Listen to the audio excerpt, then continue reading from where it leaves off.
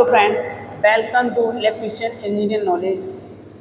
आज हम आपके सामने लेके आए हैं 3 पिन टॉप। आपने देखा होगा ये न्यूट्रल हो गया, ये फेज हो गया, ये अर्थ के लिए हो गया, आपने देखा होगा।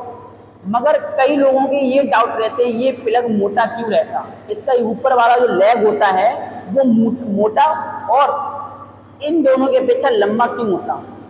इसका रीजन ये है, सबसे पहले अगर सबसे पहले अगर इस पे जब लगाते हैं तो सबसे पहले क्या कनेक्ट होना चाहिए, हमारा ये जो है सप्लाई से कनेक्ट होना चाहिए।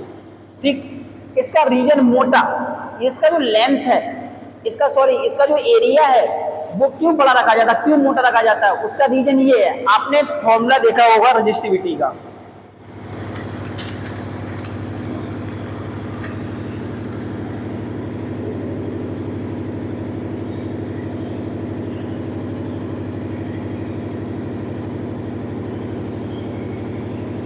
ये हमारा फॉर्मूला है किसका, ये रजिस्टिविटी की है। देखिए ये रेजिस्टेंस है, ये कौन सा सिंबल आता है, ये क्या बोलते हैं, ये रो बोलते हैं। क्या रो क्या होता है, हमारी रजिस्टिविटी होती है। एल क्या होती है, लंबाई होती है।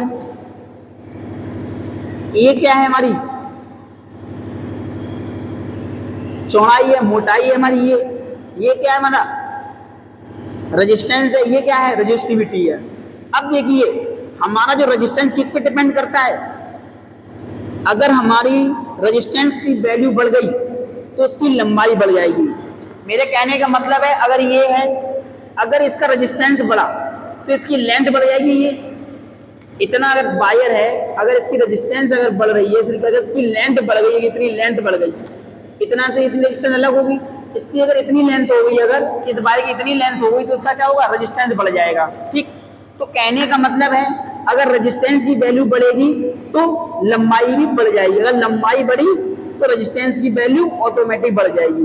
अब कहने का मतलब है अगर एरिया बढ़ा हमारा, मतलब अगर मोटाई बढ़ गई तो क्या होता है, रेजिस्टेंस की वैल्यू कम हो जाएगी। मतलब बता रहा है कि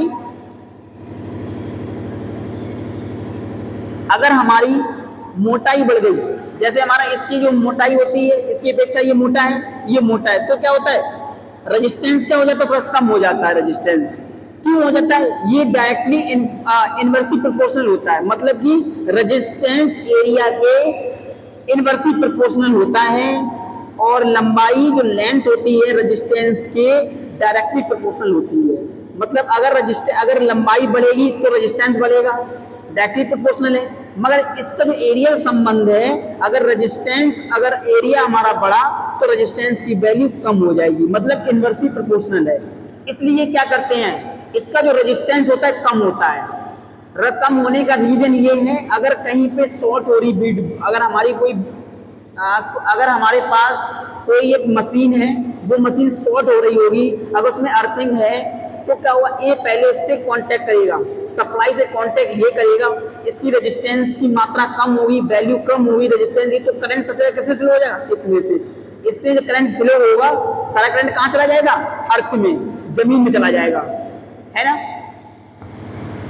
आया होगा मेरी वीडियो, इसकी एरिया क्यों मोटा रखा जाता है, समझ में आया होगा, क्योंकि इसकी रेजिस्टेंस कम करनी है। फॉर्मूला क्या होता है, R बराबर रो L अपॉन A। L हमारी लंबाई होती है, A हमारा एरिया होता है, R हमारी रेजिस्टेंस होती है, रो किसका सिंबल है, हमारी रेजिस्टिविटी का है। और अगर रेजिस्टेंस लेंथ डायरेक्टली प्रोपोर्शनल किसके होता है, रेजिस्टेंस के होता है, एरिया इनवर्सली प्रोपोर्शनल किसके होता है, रेजिस्टेंस के। आइए तो समझ में आया होगा। अगर हमारी लंबाई बढ़ेगी तो रेजिस्टेंस की वैल्यू भी बढ़ जाएगी, अगर एरिया बढ़ेगी, मोटाई बढ़ी तो क्या होगा, रेजिस्टेंस की वैल्यू घट जाएगी। और इसमें रेजिस्टेंस की वैल्यू हमको कम ही रखनी है। क्यों कम रखनी है, क्योंकि इसमें से करंट, ज्यादा करंट जो होगा वो करंट आसानी से फ्लो हो सके और जमीन पे पास कर सके। आई होप हमारा कंटेंट समझ में आया हो आप लोगों को। अगर हमारी वीडियो और हमारे समझाने का तरीका अगर आप लोगों को अच्छा लग रहा है तो प्लीज हमारी वीडियो को लोगों के साथ शेयर करिए और सब्सक्राइब कर लीजिए हमारे चैनल को। हमारे चैनल पर आपको ITI थ्योरी मिलेगी इलेक्ट्रीशियन की, आप उसके साथ अपनी प्रिपेयर कर सकते हैं, आप अपनी थ्योरी को कवर कर सकते हैं। आज की वीडियो खत्म करते हैं। Thank you.